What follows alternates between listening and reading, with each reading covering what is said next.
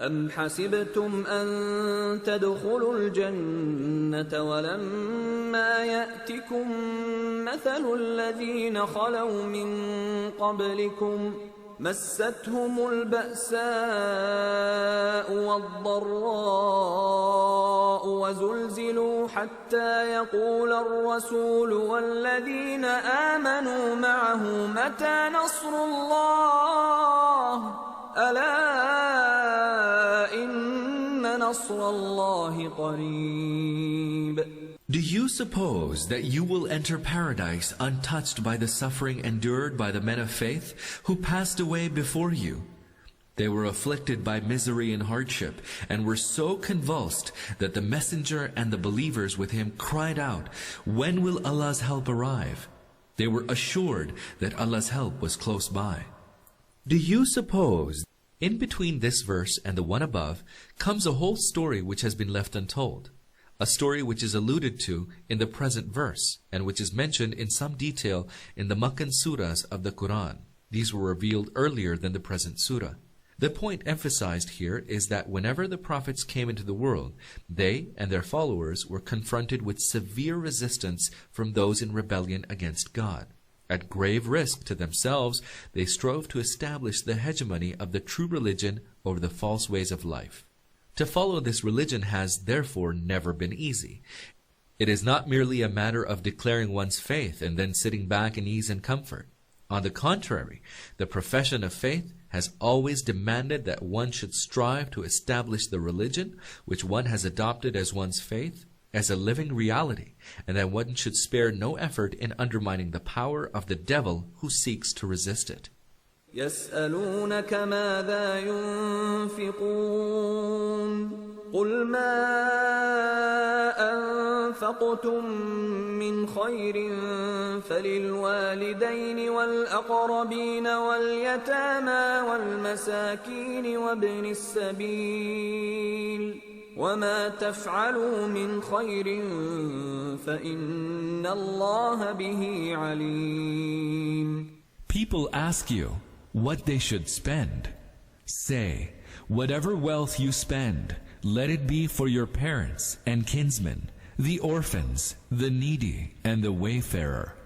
Allah is aware of whatever good you do. كتب عليكم القتال وهو كره لكم وعسى أن تكرهوا شيئا وهو خير لكم وعسى أن تحبوا شيئا وهو شر لكم والله يعلم وأنتم لا تعلمون. Fighting is ordained upon you, and it is disliked by you. It may well be that you dislike a thing, even though it is good for you. And it may well be that you like a thing, even though it is bad for you. Allah knows, and you do not know. يسألونك عن الشهر الحرام قتال فيه قل قتال فيه كبير وصد عن سبيل الله وكفر به والمسجد الحرام وإخراج أهله منه أكبر عند الله والفتنة أكبر من القتل ولا يزالون يقاتلونكم حتى يردوكم عن دينكم إن استطاعوا ومن يرتدد منكم عن دينه فيمت وهو كافر فأولئك حبطت أعمالهم في الدنيا والآخرة وأولئك أصحاب النار هم فيها خالدون. People ask you about fighting in the holy month. Say, fighting in it is an awesome sin, but barring people from the way of Allah, disbelieving in Allah, and denying entry into the holy mosque and expelling its inmates from it are more awesome acts in the sight of Allah, and persecution is even more heinous than killing. They will not cease fighting against you till they turn you from your religion if they can. So remember well that whoever turns away from his religion and dies in the state of unbelief, their work will go to waste in this world and in the next. Such men are destined for the fire, and it is there that they will abide. And denying entry into the holy mosque and expelling its inmates from it. This relates to a certain incident. In Rajab 2 after Hijri, the Prophet sent an expedition of 8 persons to Nakhla, which lies between Makkah and Taif. He directed them to follow the movements of the Quraysh and gathering information about their plans, but not to engage in fighting. On their way, they came across a trade caravan belonging to the Quraysh and ambushed it. They killed 1 person and captured the rest along with their belongings and took them to Medina. They did this at a time when the month of Rajab was approaching its end and Shaban was about to begin. It was therefore doubtful whether the attack was actually carried out in one of the sacred months, that is, Rajab or not. But the Quraysh and the Jews who were secretly in league with them, as well as the hypocrites, made great play of this and used it as a weapon in their propaganda campaign against the Muslims. They pointed out the contradiction between the claims of the Muslims to true religion on the one hand and their not hesitating to shed blood in a sacred month on the other. This verse aims to answer these objections. The essence of what is said here is that fighting during the sacred months is without doubt an evil act. It points out those people who had continually subjected their kith and kin to untold wrong for 13 years merely because they believed in the one God were not competent to make such an objection. Not only had the Muslims been driven from their homes, they had the way to the holy mosque closed to them, a bar which had not been opposed by anyone during the course of some 2,000 years. With this record of mischief and misconduct, it was not for them to raise such an outcry at a minor ambush, and especially so when the incident had taken place without the approval of the Prophet. The whole incident was in fact no more than an irresponsible act on the part of some members of the Islamic community. It should be remembered that when on their return those people went with captives and booty to visit the Prophet, he expressly pointed out to them that he had not permitted them to fight. Not only that, he declined to receive the public exchequer's share of their booty, which indicated that their booty was considered unlawful. The Muslims in general also severely reproached the people responsible for the incident, and in fact nobody in Medina applauded what they had done. They will not cease fighting against you till they turn you from your religion if they can. A few simple-hearted Muslims, whose minds were seized by a mistaken concept of righteousness and pacifism, were influenced by the above objections which had been raised by the polytheists of Makkah and the Jews. In this verse, the believers are being asked not to entertain the hope that they might clear the air and promote understanding and goodwill by adopting an over-lenient stance towards their opponents. The objections of the latter were not motivated by the desire to find out the truth. Their true purpose was nothing but vilification. What particularly irked the adversaries of the Muslims was that they believed in a religion of their own and were inviting the whole world to accept it. Hence, as long as the Muslims continued to believe in Islam, and as long as their opponents remained stubborn in their disbelief, the existing chasm between the two groups was bound to remain.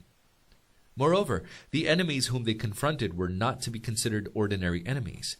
Those who wanted to deprive a person of his belongings or land were in fact enemies of a relatively much less dangerous kind than those who sought to turn him away from his faith. While the former sought to harm his worldly interests, the latter were bent upon hurling him into the eternal torment in the hereafter. إن الذين آمنوا والذين هاجروا وجاهدوا في سبيل الله أولئك يرجون رحمة الله والله غفور رحيم. On the contrary, those who believed and forsook their hearth and home and strove in the way of Allah, such may rightly hope for the mercy of Allah, for Allah is all forgiving, all merciful. Those who believed and forsook their hearth and home and strove. Jihad denotes doing one's utmost to achieve something. It is not the equivalent of war, for which the Arabic word is qital. Jihad has a wider connotation and embraces every kind of striving in God's cause. A mujahid is a person who is single-mindedly devoted to his cause, who uses his mental capacity to reflect how best he can achieve it, propagates it by word of mouth and by the pen, uses his physical energy in striving to serve it, spends all the resources at his disposal to promote it, employs all the force he commands in confronting any power which might stand in its way, and whenever necessary does not shirk risking his very life for it. All this is jihad. Jihad in the way of God is that strife in which man engages exclusively to win God's good pleasure, to establish the supremacy of his religion, and to make his word prevail. يسألونك عن الخمر والميسر قل فيهما إثم كبير ومنافع للناس وإثمهما أكبر من نفعهما ويسألونك ماذا ينفقون قل العفو كذلك يبين الله لكم الآيات لعلكم تتفكرون. They ask you about wine and games of chance. Say, in both these there is great evil. Even though there is some benefit for men, their evil is greater than their benefit. They ask, what should we spend in the way of Allah? Say, whatever you can spare. In this way, Allah clearly expounds His injunctions to you that you may reflect upon them. Even though there is some benefit for men, their evil is greater than their benefit. This is the first injunction concerning intoxicating drinks and gambling, and here the matter has been left merely as an expression of disapproval. This was a preliminary step designed to prepare the minds of people for the acceptance of their prohibition. The injunction prohibiting the performance of prayer when in state of intoxication came later, and ultimately alcohol, gambling, and the like were categorically prohibited. في الدنيا والآخرة ويسألونك عن اليتامى قل إصلاح لهم خير وإن تخالطوهم فإخوانكم والله يعلم المفسد من المصلح ولو شاء الله لأعنتكم إن الله عزيز حكيم. Both in regard to this world and the next. They question you concerning orphans. Say, to deal with them in the way which is to their good, that is best. And if you intermix your expenses and living with them, there is no harm, for they are your brothers. Allah knows the mischievous from the righteous, and had Allah willed, He would indeed have imposed on you exacting conditions, but He is all-powerful as well as all-wise. They question you concerning orphans. Say, to deal with them in the way which is to their good, that is best. Before this verse was revealed, many severe injunctions had already been revealed regarding the protection of orphans' property. It had been ordained that people should not even draw near to the property of the orphan, and that those who wrongfully eat the properties of orphans only fill their bellies with fire. Because of these severe injunctions, the orphans' guardians were so overawed that they even separated the food and drink of the orphans from their own. They felt anxious lest anything belonging to the orphans became mixed with their own. It is for this reason that they inquired of the Prophet, peace be upon him, what the proper form of their dealings with orphans should be. ولا تنكحوا المشركات حتى يؤمنن ولأمة مؤمنة خير من مشركة ولو أعجبتكم ولا تنكحوا المشركين حتى يؤمنوا ولعبد مؤمن خير من مشرك ولو أعجبكم أولئك يدعون إلى النار والله يدعو إلى الجنة والمغفرة بإذنه ويبين آياته للناس لعلهم يتذكرون. Marry not the women who associate others with Allah in His divinity until they believe. For a believing slave girl is better than a free respectable woman who associates others with Allah in His divinity, even though she might please you. Likewise, do not give your women in marriage to men who associate others with Allah in His divinity until they believe. For a believing slave is better than a free respectable man who associate others with Allah in His divinity, even though he might please you. Such people call you towards the fire, and Allah calls you by His leave towards paradise and forgiveness. And He makes His injunctions clear to people so that they may take heed. Such people call you towards the fire. This is the reason for and the wisdom underlying the injunction mentioned above prohibiting marriage links with polytheists. Marriage does not consist merely of sexual relations between a man and a woman. It is a relationship which has a deep social, moral, and emotional implications. If established between a believer and a polytheist, this kind of relationship has many possible outcomes. On the one hand, it is possible that because of the influence of the believing spouse, the other partner, the family, and the future generations may become receptive to Islamic beliefs and to the Islamic way of life. On the other hand, it is also possible that the spouse who is a polytheist may influence the thinking and mode of living of the believing spouse, the family, and the future generations. Moreover, this relationship may promote in that family a hodgepodge of Islam, downright atheism and polytheism, which, however welcome to non-Muslims, is in no way acceptable to Islam. No true believer can run the risk that either the ideas and lifestyles which are organically related to atheism and polytheism may flourish among the members of his family, or that some aspect of his own life may bear the impress of atheism or polytheism. ويسألونك عن المحيض قل هو أذى فاعتزلوا النساء في المحيض ولا تقربوهن حتى يطهرن فإذا تطهرن فأتوهن من حيث أمركم الله إن الله يحب التوابين ويحب المتطهرين. They ask you about menstruation. Say, it is a state of impurity, so keep away from them and do not approach them till they are cleansed. And when they are cleansed, then come to them as Allah has commanded you. Truly, Allah loves those who abstain from evil and keep themselves pure. They ask you about menstruation. Say, it is a state of impurity.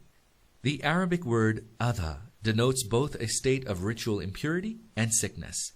Menstruation is not merely an impurity, but also a state in which the woman is closer to sickness than to health. So keep away from them and do not approach them till they are cleansed. With regard to matters such as these, the Quran resorts to metaphors and figurative language. Hence, it instructs men not to approach women. This does not mean that people should either abstain from sitting together on the same floor or eating together when a woman has her monthly period, making her virtually an untouchable, as has been the custom among the Jews, Hindus, and certain other nations. The explanation of this injunction by the Prophet makes it clear that during this period, men are only required to abstain from sexual intercourse. No change is postulated in other relationships, and the woman is to be treated in the normal way.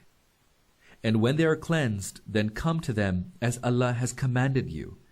The command of God mentioned here is not a formal legal injunction from God, but that inherent urge with which the nature of both men and animals have been imbued and which is apprehended instinctively. The verse means, therefore, that after the end of the menstrual course, people may again engage in sexual intercourse. نساؤكم